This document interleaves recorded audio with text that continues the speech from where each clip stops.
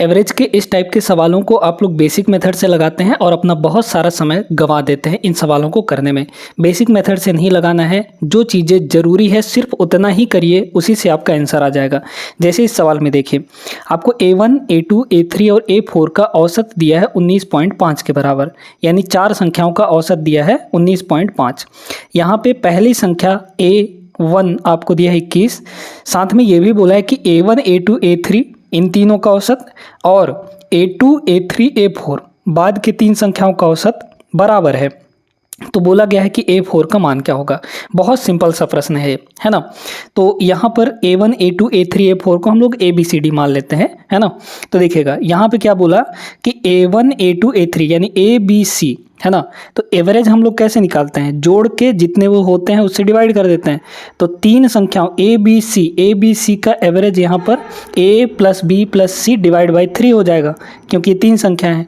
यही एवरेज किसके बराबर है, BCD इन तीनों के औसत के बराबर, है ना।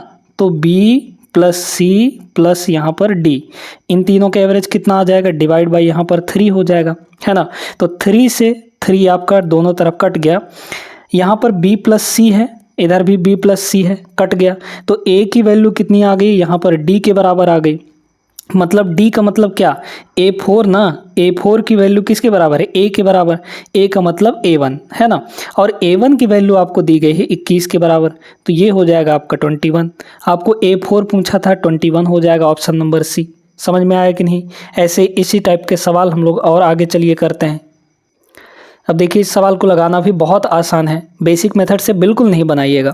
5 क्रमागत सम संख्याओं का औसत आपको 40 दिया है। इन संख्याओं में से सबसे छोटी संख्या का मान क्या होगा।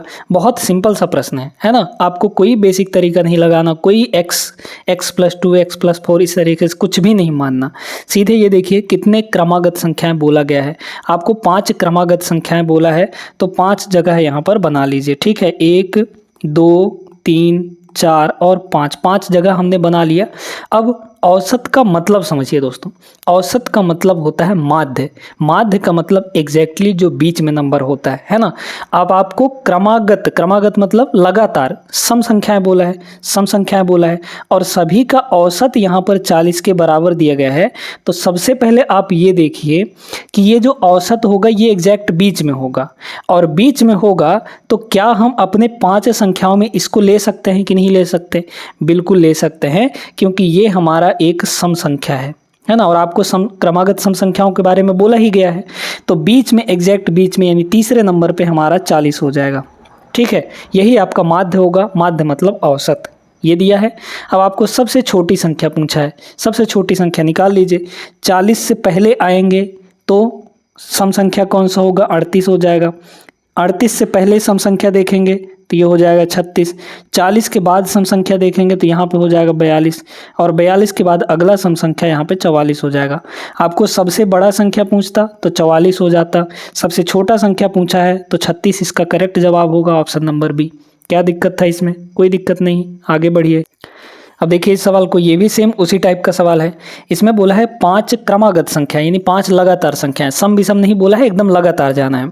इनका औसत आपको 50 के बराबर दिया है ना। तो बीच में आपका क्या हो जाएगा, 50 हो जाएगा, ठीक है। लगातार संख्याएं बोला है तो बीच में ये 50 होगा। आपको टोटल 5 संख्याएं लिखनी है, तो 50 के आगे 2 ठो लिख दीजिए, 50 के पीछे 2 ठो लिख दीजिए। तो 50 के आगे क्या होगा, यहाँ पे 51 हो जाएगा, और यहाँ पे हो गया 52। 2 ठो इधर लिख दिए और 2 ठो इसके पहले लिख लीजिए, यानी कि यहाँ पर 49 और यहाँ पर 48। बस हो गया आपका काम, है ना। अब पूछा क्या है, सबसे बड़ी संख्या और सबसे छोटी संख्या के गुणनफल तथा दूसरी और चौथी संख्या के गुणनफल।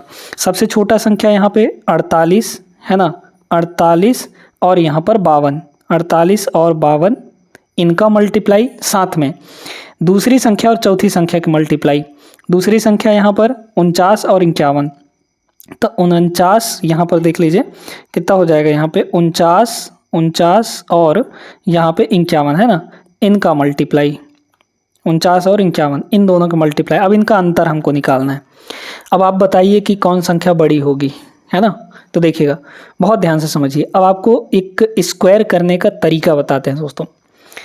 ये जो है 48, ये 50 से 2 कम है, ये 50 से 2 ज़्यादा है, है ना। तो इसको लिखेंगे 50 माइनस 2, इसको 50 प्लस 2, तो a plus b a minus b, यानी बीच वाली संख्या हमारी 50 है, तो 50 का स्क्वायर कर दीजिए, उसमें से 2 कम है ना, तो 2 का स्क्वायर घटा दीजिए, यानी 4 घटा दीजिए। तो 50 का स्क्वायर कितना हो जाएगा 2500, 2500 में से 4 घटा देंगे तो कितना आ जाएगा 2496 आ जाएगा, है ना। 2400 यहाँ पर 96।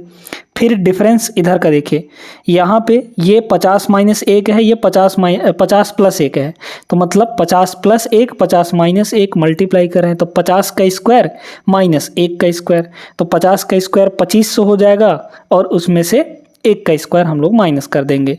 या फिर एक चीज़ यहाँ पे और हम लोग कर सकते हैं बहुत ही आसान तरीके से, चलिए अभी आया है तो घटा ही देते हैं। तो 50 का स्क्वायर कितना हो गया 2500 और उसमें से 1 घटा देंगे तो मतलब आ जाएगा आपका 2499, है ना। अब इन दोनों का डिफरेंस लेना है, तो 2499 में से 2496 घटाएंगे तो 99 में 96 घटा दीजिए, 3 का अंतर आ जाएगा, है ना। तो 3 का अंतर यहाँ पर आ जाएगा, आपका जो ऑप्शन नंबर ए जो है करेक्ट आंसर बन जाएगा। एक चीज़ यहाँ पे आप लोग कंफ्यूज हो सकते हैं कि यहाँ पर -3 क्यों नहीं लिया गया। तो हमेशा ध्यान रखिएगा कि अगर आपको अंतर बोला है, अंतर हमेशा पॉजिटिव होता है दोस्तों, यानी डिफरेंस जो होता है वो पॉजिटिव होता है ना।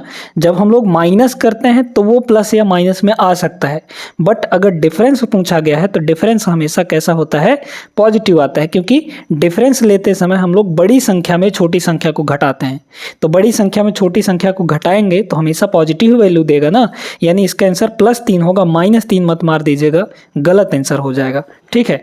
ऐसे ही एक सवाल और देख लीजिए, इस सवाल को देखिए, इसको तो तरीके से ही करना पड़ेगा तभी आपका आंसर आ पाएगा। क्या बोला है इसमें, 25, 31 और 41 विद्यार्थियों की 3 बैच हैं जिनमें औसत अंक यहाँ पर 20, 26 और यहाँ पे 56, सभी विद्यार्थियों के औसत अंक ज्ञात कीजिए। यहाँ पे क्या बोला गया है, 25 विद्यार्थियों का औसत अंक यहाँ पे 20 नंबर है, 31 विद्यार्थियों का 26 है और 41 विद्यार्थियों के यहाँ पे 56 के बराबर है। टोटल अंक निकाल लीजिए। भाई 25 विद्यार्थी हैं, हर एक विद्यार्थी 20-20 नंबर पाएगा, तो कितने हो जाएंगे, 25 दूना 50 यानी कि 500 नंबर यहाँ पे हो गए, ठीक है। यहाँ इन दोनों को मल्टीप्लाई कर लीजिए, तो 31 का 26 में मल्टीप्लाई करेंगे, 31 छक्के कितना हो जाएगा, 31 छक्के यहाँ पर 3 छक्के 18, 186, तो 186 का 6, यहाँ पे बचा 18 आपका। फिर 31 का 2 से मल्टीप्लाई करेंगे तो 31 दूना 62, 62 में 18 जोड़ दीजिए, तो 62 में 18 जोड़ेंगे 80 हो जाएगा, यानी ये हो गया आपका 806, है ना। फिर यहाँ पर देख लीजिए, इसको हम लोग मल्टीप्लाई करेंगे तो 41 का 6 से गुणा करेंगे तो 6 चौक 24 यानी 240, 246 हो जाएगा। 246 का हो गया 6, बचा आपका 24, है ना। फिर यहाँ पे 41 का 5 में गुणा करिए तो 5 चौक 20, 200, 205 हो गया। 205 में हम लोग 24 जोड़ेंगे तो 205 और 24 229 हो जाएगा, है ना। तो ये हो गया 229 के बराबर, ठीक है। एक सेकंड यहाँ पे, हाँ ठीक है ना, इतना हो गया। अब हम लोग को क्या करना है, यहाँ पे टोटल सभी का अंक देख लीजिए, तो सभी को हम लोग जोड़ देंगे, यहाँ पे सबको जोड़ लीजिए। सबको जोड़ने के बाद आपको डिवाइड में कितना करना है, जितने टोटल विद्यार्थी हैं 25, 31 और 41, यहाँ पे ये कर देना है। तो 25, 31 और 41 यहाँ पे निकाल लेंगे, है ना। तो डिवाइड में पहले तो इनको जोड़ लीजिए, है ना। तो 6 और 6 आपका 12, 12 का 2 हासिल 1, फिर 9 1 10, 10 0 0, यहाँ पे 10 हो गया, 10 का 0 1 आ गया, 1 और 2 3, 3 और 8 11, है ना। और 11 और 5 हो जाएगा 16, 16 के 6 हासिल 1 और 2 यहाँ पर 3, ये हो गया 3602। डिवाइड में आपका कितना होगा, यहाँ पे 5 1 6 1 7 और 3 2 5 5 4 9, यानी कि 97 आ जाएगा, ठीक है। ये आ गया आपका 97 के बराबर। अब इसको हमको डिवाइड करना है, तो कितनी बार जाएगा, तो पहले 3 बार तो जाएगा ही जाएगा, क्योंकि आपके ऑप्शन में देखिए शुरू में 3 दिया गया है ना। तो 3 बार इसको ले जाइए, सीधे सीधे हमको डिवाइड करना है, यानी कि 97 से हम लोग डिवाइड कर देंगे 3602 को। कैसे होगा, 3 बार ले जाइए पहले, तो कितना हो जाएगा, 3 7 21 का 1 हासिल 2 और 3 9 27 और 27 और 2 यहाँ पर 29 हो जाएगा, ठीक है। तो घटा लीजिए, तो ये हो जाएगा 9 और ऊपर से 2 उतर आएगा, यहाँ पे बचा 15, तो 15 का मतलब यहाँ पे 35, 35 में 29 घटाएंगे कितना आ जाएगा, 6 आ जाएगा, मतलब 692 हो गया। फिर कितनी बार जाएगा, तो लगभग आपका 7 बार तो पहाड़ा चल ही जाएगा, है ना। तो यहाँ पे 7 बार चला दीजिए तो 7 सत्ते 49 का यहाँ पर 9 हो गया है ना, बचा 4 तो 7 नहीं हो 63, 63 और 4 यहाँ पे 67 हो जाएगा। ठीक है, तो 7 बार चला जाएगा यानी 37 पॉइंट कुछ कुछ आएगा। Option number C correct answer बनेगा। क्लियर हो गया होगा सभी को। वीडियो लाइक कर दीजिए और चैनल पे नए हैं तो सब्सक्राइब कर लीजिएगा।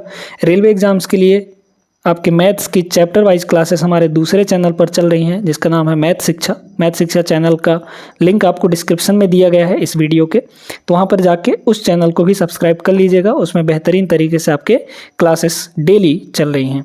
मिलते हैं अगले क्लास में, तब तक के लिए जय हिंद।